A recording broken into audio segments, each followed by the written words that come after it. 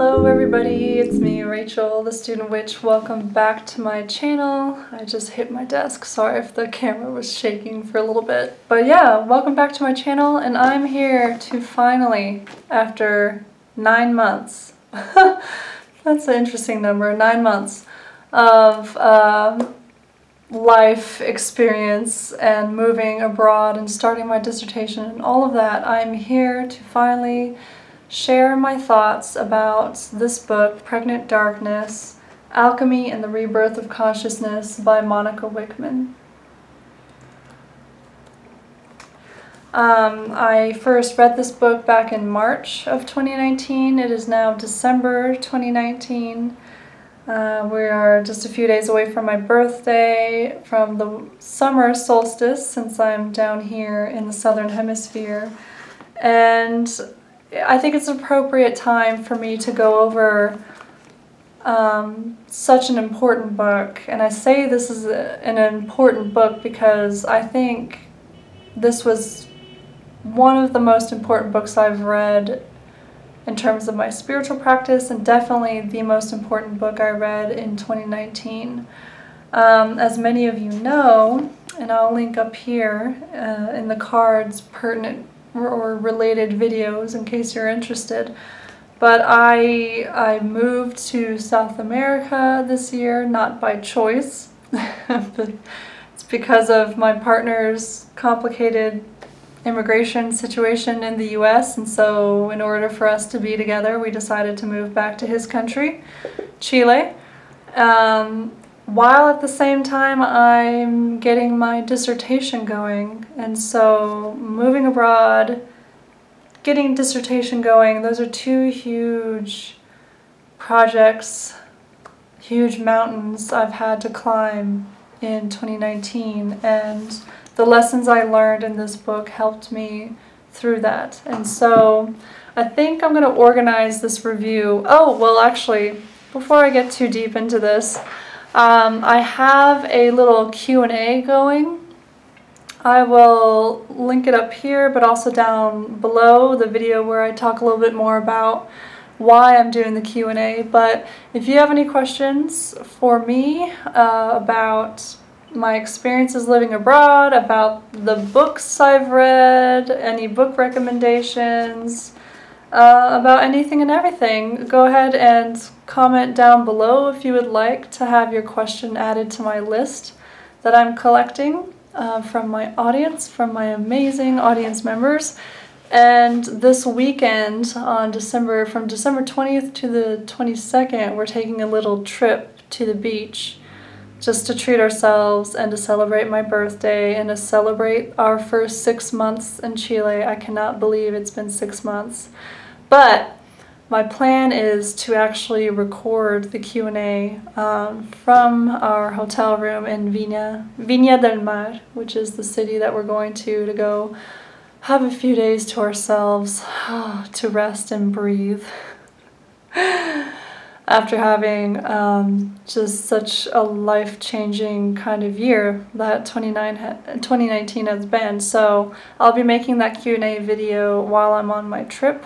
Hopefully I can get that to work. So yeah, participate if you're interested and comment below with your questions. So as far as I don't really want to call this a review, and I know I say that a lot often in my book review kind of videos, but this book in particular, because it was such a personal journey for me and it played such an important role in that journey in 2019 for me, I do want to kind of share specific memories and specific instances in the first half of 2019, especially when I was reading the book, that helped me handle the craziness that is moving abroad and the crazy stress that is trying to get your dissertation going while living in a country that's going through an intense political crisis, while trying to get settled and adapting. It's been nuts, but this book has helped me out. So I will talk about that toward the end of the video. So now I kind of just want to start off more generally, like my general impressions about the book and thoughts about the book, and then kind of narrow things down, breaking things down like I usually do by chapter of, you know, the ideas and concepts that really stuck with me throughout each chapter, just briefly, and then I'll go into specific memories and just talk about really how important this book was to me. So, more generally, I randomly came across this book. I got this at the Phoenix and Dragon bookstore in Atlanta, Georgia. It's one of my favorite witchy stores. I've been there 2 or 3 times, and we were living still in Georgia at the time, preparing to move abroad, and so we had to drive to Atlanta to get some documents in order that we would need for when we're down here in Chile. Because, you know, preparing to move abroad, I would recommend setting aside 6 months to really get your life in order and get immigration stuff in order and get everything prepared before you actually move, because it's a process, y'all. It's a process. It's intense. Moving to another hemisphere is intense, and so we were in Atlanta getting the paperwork and all that kind of stuff ready, and so we decided to treat ourselves to a little trip to the Phoenix and Dragon, and I was just looking for some books that interested me, and this book stood out to me. The title, especially, Pregnant Darkness, because, as many of you know, I work with, I don't know if you'll be able to see her, maybe if I tilt the camera. So, where's my finger here? There it is.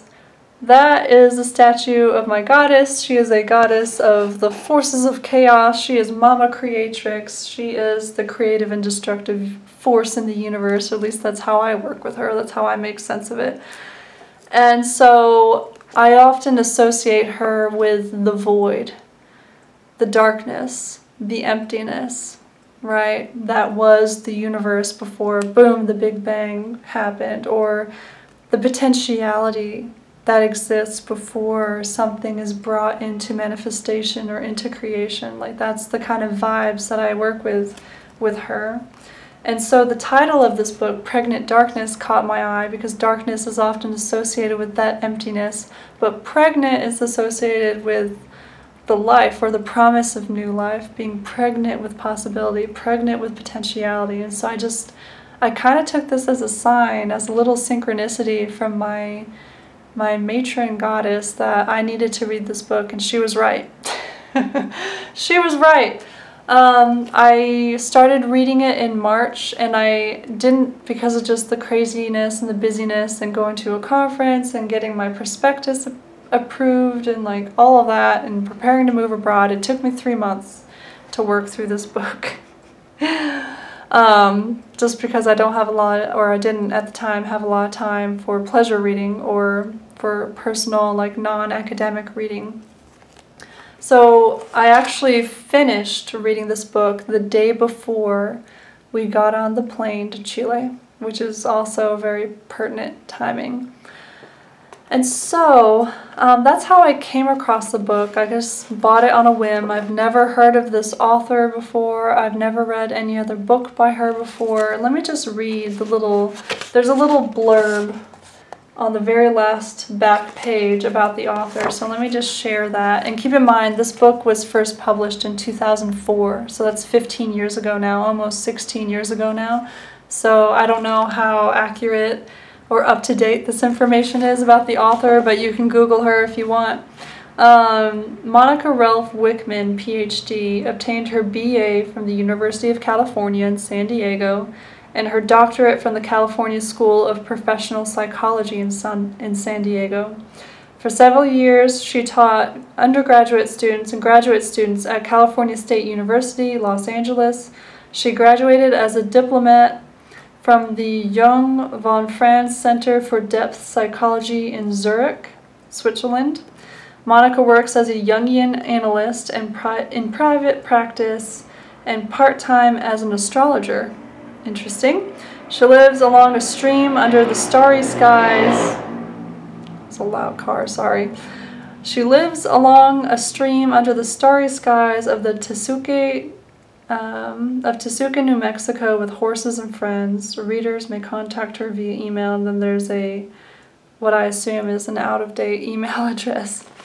So she, basically, there are two main bodies of knowledge that she weaves together in this book, and that is alchemy on the one hand and Jungian psychology on the other. And actually there's already a long history of these two fields of knowledge crisscrossing and interweaving with each other, because Jung himself was interested in things like alchemy and all that jazz. And so I suggest, this is not an introduction to alchemy book, but just to preface this, I've never read an introduction to alchemy book, an explicit, just like basic kind of alchemy book. I've just kind of picked up knowledge here or there from other written sources and video sources on YouTube and online. So I would say you don't need to be an expert in alchemy or an inner alchemy to understand what she's saying in this book, nor do you have to be an expert in Jungian psychology or depth psychology or psychoanalysis, but you should have kind of a basic familiarity with it. Like, I'm sure many of the people in my audience have heard of shadow work, the ego, those kind of Jungian terms, right? Just like with alchemy, you've probably heard of the Ouroboros, like the image of the snake eating its own tail, and what that might represent about time and development and, you know, things on a cosmic level, but also on an inner level. You've probably heard of the Philosopher's Stone, like these sorts of kind of basic concepts of approaching alchemy from a depth psychology or psychoanalytic framework, right? And that's basically what she does in this book. And she specifically focuses on that darkness. The darkness in terms of the dream realm or dream work, the subconscious, but also just those kinds of the dark night of the soul, like those types of crisis moments where things need to be broken down in order for you to break through and grow and spiritually mature in life.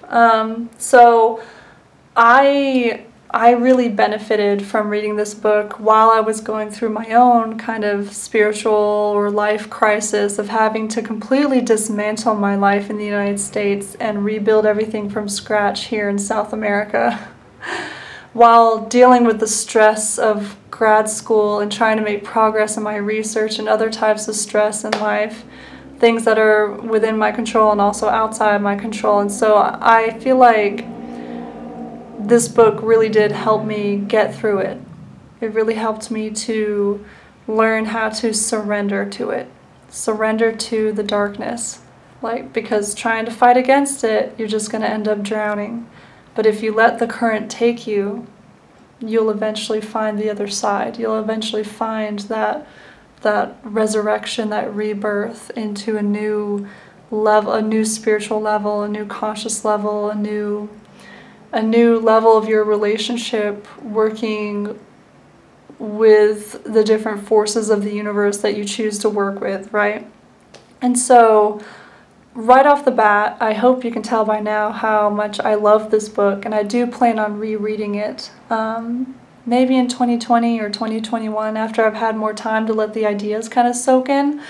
But just, I definitely recommend this book. If you are interested in alchemy, Jungian psychology, spiritual self-development, shadow work, dream work, and if you are finding yourself going through those moments of crisis where things break down so that you can break through, right? If you're going through major change in life, I also recommend this book, because this will kind of help give you some perspective and some alchemical tools to grow and to experience that rebirth, right?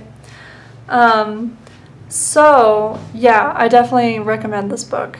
Definitely. So now let's kind of briefly go over the structure of the book and the main ideas that stuck out to me and still stick out to me in terms of how the book was put together and the information that she has in the book. So besides the introduction, the book is divided into 2 sections, and section 1 is called The Negrito and the Rising of Lunar Consciousness. So I kind of understand this section as the descent into the darkness and why the darkness is important. And then part 2 is the albedo and rubedo, rebirth of consciousness, shining renewed. And this would be the ascent. Like, you have to go down into the cave, into the darkness, surrender to the darkness, allow the alchemy to go the process, to do its thing, and go through the initiation, right, into the darkness and surrender to it in order for you to then resurrect, to be reborn, to ascend into a new stage of personal spiritual development, right, in your relationship with the rest of the universe. And so section 1 contains the first 5 chapters, and then section 2 contains chapters 6 and 7, with a total of 7 chapters plus the introduction in the book. And so the introduction, she kind of shares a little bit of her story. She starts off telling the story of how she, I believe she had cancer, and she was struggling with a lot of just physical illness and physical issues that she attributes to her own spiritual crisis, her own dark night of the soul. Now, she does, and this is something I think authors need to be careful of, or we as readers need to think kind of skeptically about, or at least that's my natural instinct. She does basically say that she, through spiritual awakening, healed herself of her cancer. And I kind of think that's a dangerous idea or a dangerous claim to make, because there are plenty of very spiritual and devoted and hard-working people who work on themselves, who also get cancer but who end up not making it. And so I don't think it's very safe for an author to kind of, I don't know, we live in the time of the internet where there's a whole bunch of misinformation and people making a lot of unsubstantiated claims, especially health claims, you know. The whole anti-vaxxer movement is an example of this. And I know cancer is one of those things that we're all afraid of, because everybody knows somebody in their family, in their personal life, and at work. And like, we all know at least one person who has suffered and possibly died from cancer, right?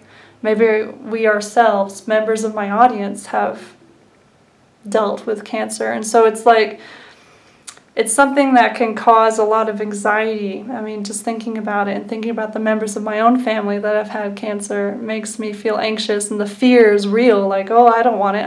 And so I think it's kind of dangerous for an author to say, like, oh, just through like the inner alchemy you can, or I healed myself of my cancer, and my cancer magically went away. I don't know. Trust medical science. I know it's not perfect, and there's like thousands of examples of doctors being dicks and assholes and not listening to their patients and not being good doctors, but really, like, the peer review process and medical science and, you know, expertise is a thing. And so, like, I just wanted to say that right off the bat, because that is one thing. That's one of the 2 specific things about this book that I actually didn't like, or that I would critique. I'm not saying that she's lying, but it's also, you need to be careful with how you word something like that, because you don't want to give false hope or make false claims about healing, especially with something as serious as cancer. I hope. Does that make sense? Anyway, that's something I didn't like. But basically in the introduction, she kind of introduces you to this idea of why the descent into the darkness is important. Why the darkness, whether it's the dream realm or the subconscious, or the shadow realm, or more like collective idea of darkness, the collective shadows that we still struggle with in different societies around the world. Why is it important to descend into these darknesses? And what does the descent look like? And so that's where she kind of introduces those ideas of the alchemical negrito. And she uses the old alchemical terms, the negrito, the albedo, the rubido, and I believe these are Italian, or either Italian, or she uses either the Italian or the Latin form of the words of these different alchemical concepts, but I think she does a good job of explaining and defining them as she goes through the book. So you don't need to speak Italian or be able to read Latin to understand what she's talking about, right? And then part 1 starts with chapter 1, the Psyche's alchemical language, and here she just kind of goes further to show how alchemy, in the old, Renaissance alchemical texts, can be a tool that we can use to communicate with the psyche, with our self, right, with all the different parts of our consciousness, for this kind of spiritual work. And so that's what chapter 1 is about.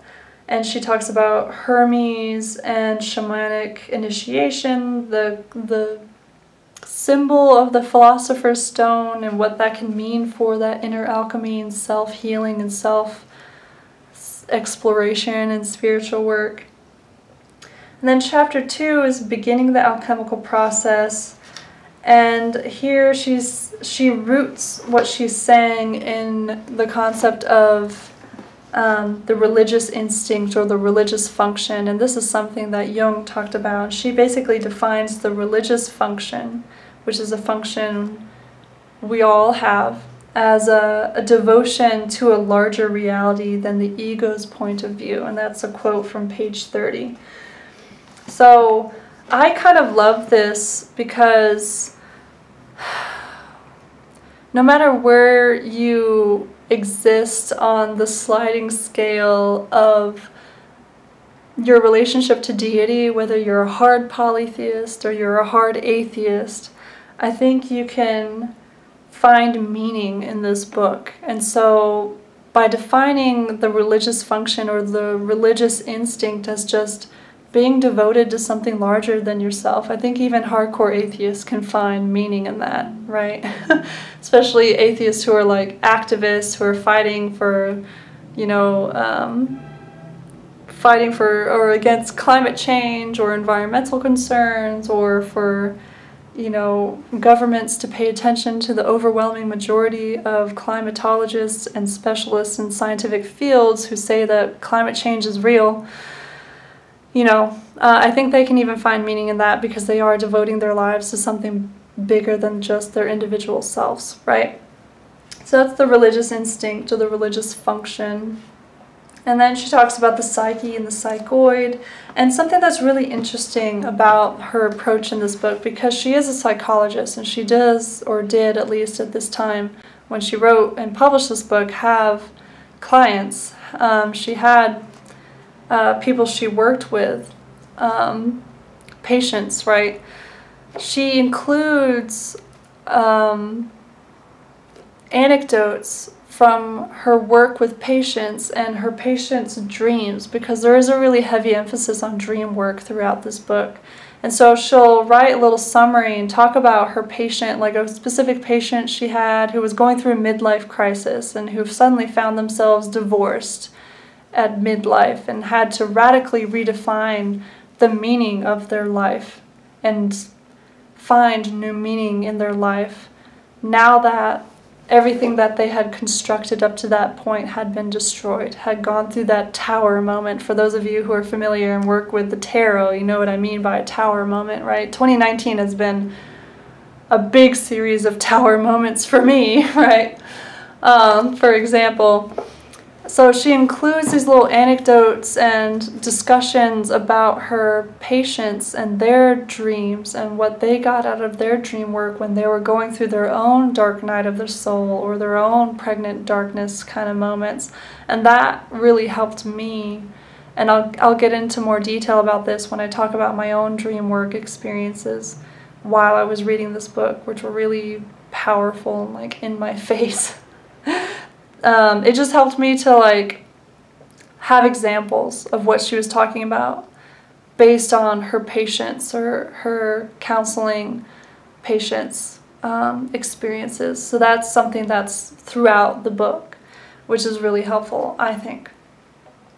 Another thing that she does, and this ties in with how heavily she leans on Renaissance era alchemical texts, which she cites at the end of the book. There's a note section and a bibliography. She includes discussions about mythology and mythical figures, and so if you work with different mythologies around the world, then you'll, or if you're familiar with the work of Joseph Campbell and use mythology as a tool for exploring yourself and exploring, like, you know, common human dramas that different cultures around the world have written about and created mythologies about. That's something that's really interesting too. That's throughout this book. Some of the figures she talks about is, of course, Mercurius, or Mercury, as that sacred Hieros Gamos, the sacred marriage kind of figure of the divine masculine, divine feminine, or as she puts it, the yin and the yang. She leans more on the yin and yang kind of terminology, but she does specifically say, I can't remember what chapter this was, but she mentions that when she's talking about feminine, the divine feminine or masculine, it's not necessarily like a simplified idea about gender or anything like that. It's more in the alchemical, psycho-spiritual terms, right? So, like, for example, she talks about Mercurius, she talks about Eros, she talks about Artemis and Apollo, she talks about Maeve. For those of you who work with the Celtic pantheon, there's a little bit of Maeve in there, the Ouroboros.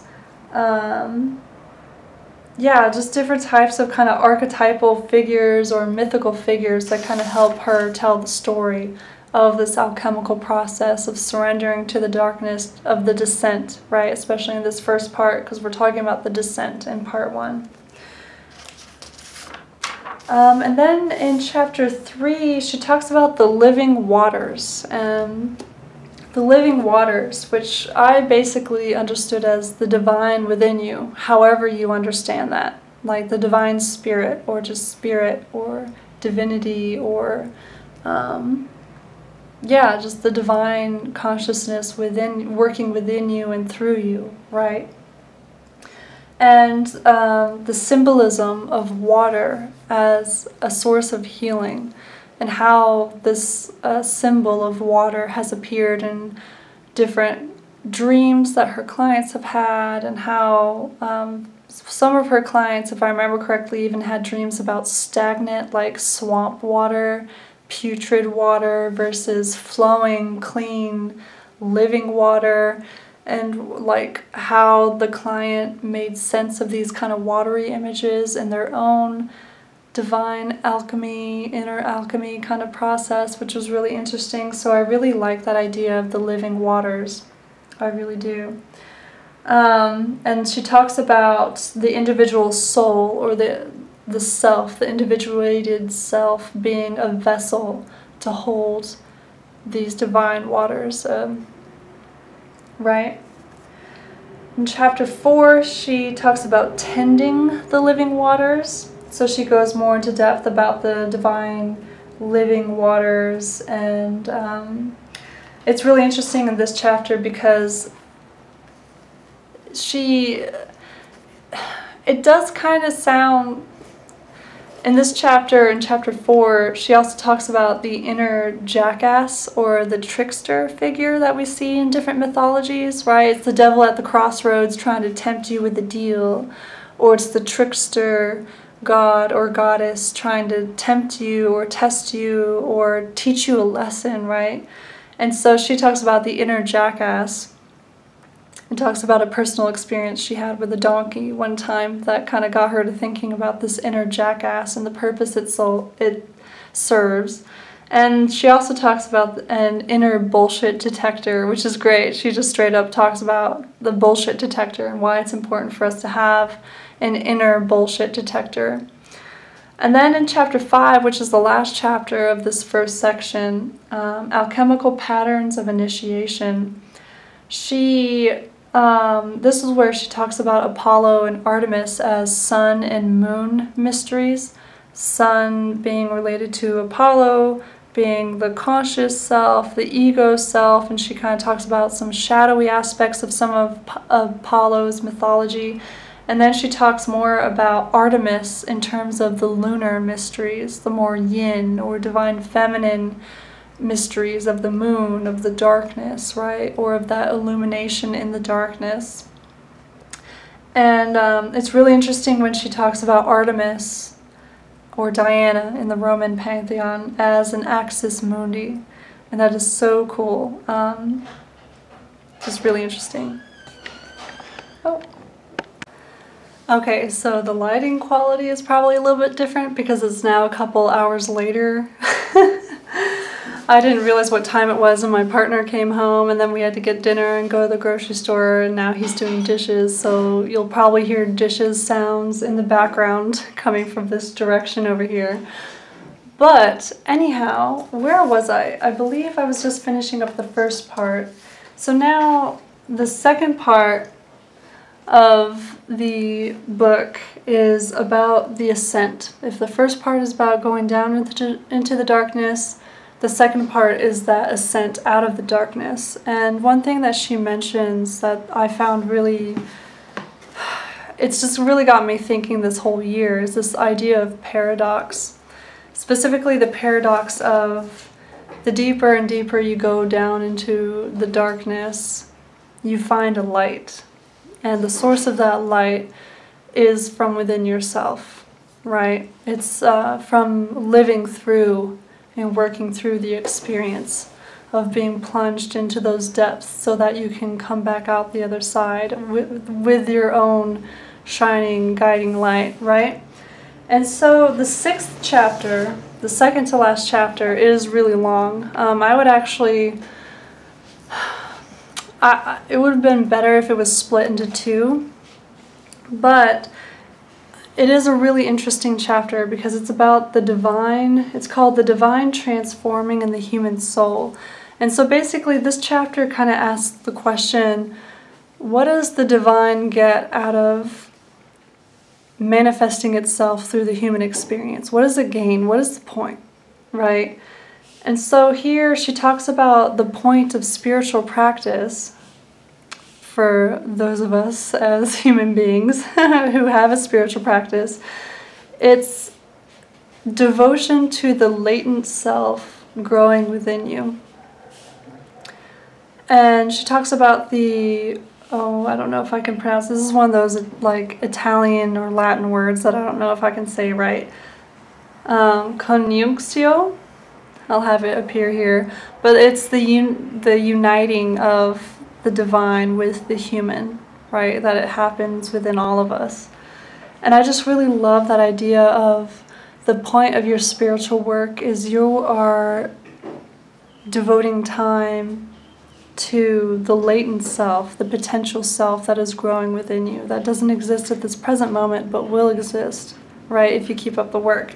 So I found that to be like such a great way to define what is the point of a spiritual practice? What is the point of the divine manifesting itself in that unity with the human, right? And then in the last chapter, she talks about spiritual crisis, kind of experiences that you might have when you're going through these sorts of spiritual experiences, going down into the deep depths, but also finding the light, going through the ascent, right? You might experience those spiritual crises where you have to completely redefine what your frameworks and beliefs are after direct one-hand experiences with the great other. Right, those types of experiences that you can't quite put words to because it's beyond words. You can't put your finger on it. It's hard to talk about. It's just that kind of gnosis that comes from direct experience with the divine, the sacred, however you might call it, right?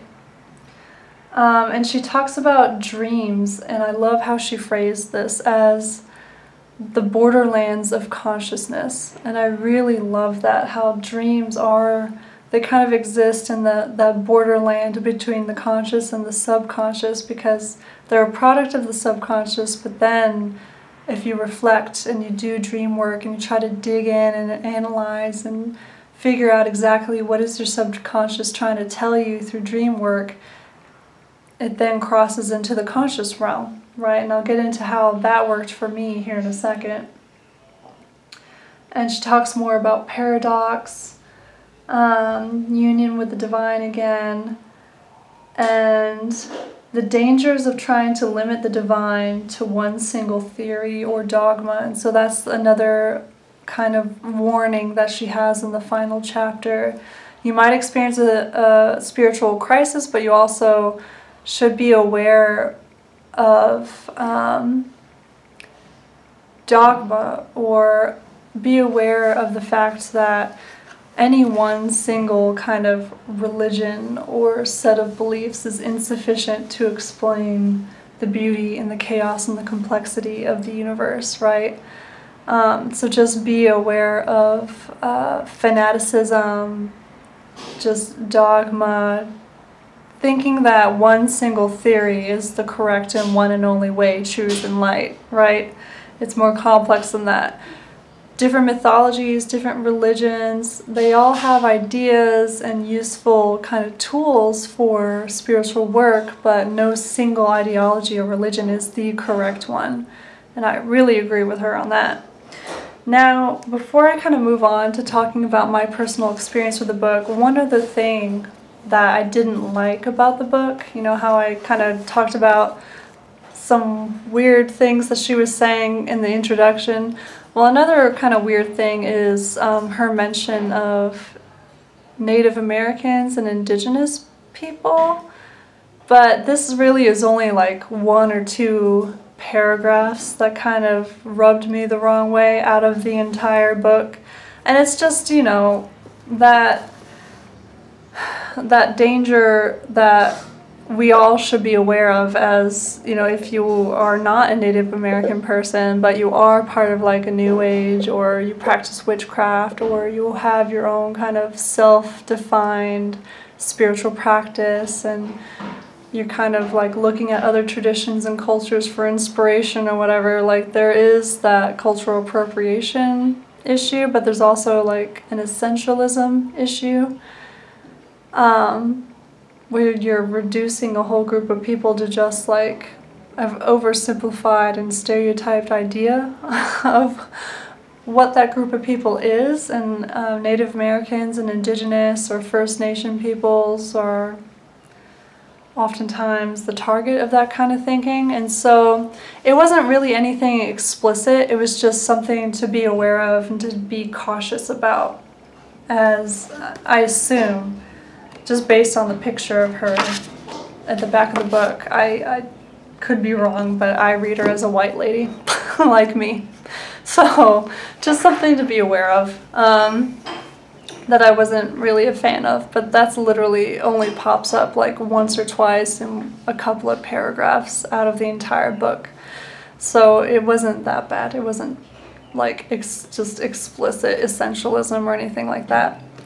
So yeah, I guess as far as my personal experience, I want to give like an anecdote of a dream that I had while I was reading through this book. I think I was actually in the chapters, was it 3 and 4, that talk about the healing waters, and how the depths of the water and what water can symbolize from an alchemical standpoint. If water imagery shows up in your dreams, what that can mean. And so I remember one night, actually my partner and I both dreamed about water during the same night, which is kind of crazy. Makes you wonder, right? And in my dream, I dreamt that I was actually a younger male. I dreamt that I was like between the ages of maybe 16 or 19, so I was a young kind of teenage male. I was at the bottom of a swimming pool and I had a knife and I was trying to cut my left breast off. Very gender bending and violent, right? And it took me a while, and it was during a time when we were like really coming to grips and we were stressed out about the move to Chile. And you know, when we moved here to Santiago, we just showed up with our suitcases and nothing else, and we've had to build the rest of this from scratch. And so I really cannot emphasize enough how stressful this process is of moving abroad, or was, now that we're done with it. But it was just fascinating because I took it to mean, you know, after reading this book and reading the chapters about water and healing water specifically, I felt like my subconscious was really trying to like throw a glass of water in my face to get me to pay attention to it. It took me, my sense of self, and put me down at the bottom of a swimming pool and made me a male version of myself. And so it was trying to tell me something about my own inner yang, my own inner divine masculine that I was, in some respects, I was ignoring and not giving enough space to it. But in other respects, my own inner kind of masculine or yang energies or whatever was covering up too much my own feminine nature, which I think is why in the dream I was trying to cut my left breast off. And I remember waking up and feeling pain still, like physical pain. And it was just one of those dreams that sticks with you. I mean, here I am probably about 7-8 months later, and I'm still thinking about it and trying to analyze it. And it was just so impactful, and I really do think that reading this book fed into it.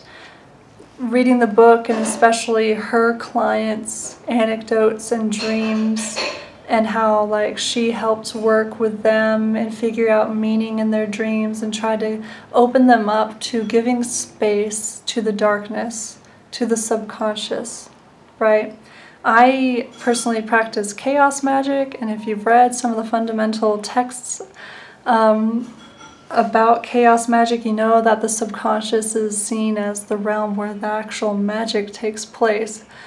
But you can, there's only a certain set of circumstances where you can have direct contact with that subconscious, and dream work is one of those areas where you can really give the subconscious space to breathe, space to communicate with you, because there's so much knowledge and power there that oftentimes we ignore. And so, just to wrap this up, I just really recommend this book. Like I said toward the beginning of the video, if you're interested in alchemy and the concept of inner alchemy and using alchemy as like a language or a framework to explore yourself and heal yourself, if you're interested in Jungian psychology and shadow work, I think this book will be right up your alley. And if you are yourself going through some sort of tower moment, some sort of dark night of the soul kind of process, or even just a process of reinventing yourself, you know, I think this book can be just such a great exploration of alchemy and these different tools that we have already just inherently in our toolkits and our spiritual toolkits, to really devote some time and energy to that latent self, to that self that we are progressing towards, to that potential self, right? So, Are you interested in this book? Has my discussion of this book sparked any interest in you? Let me know down in the comments. Be sure to participate in the Q&A and comment down below with any of your questions for me. Do you have any book recommendations? I'm kind of interested in reading a little bit more about alchemy. So if you have any book recommendations about alchemy, specifically from more kind of a psycho-spiritual perspective, let me know down below. I'm super interested. So, until next time, ciao!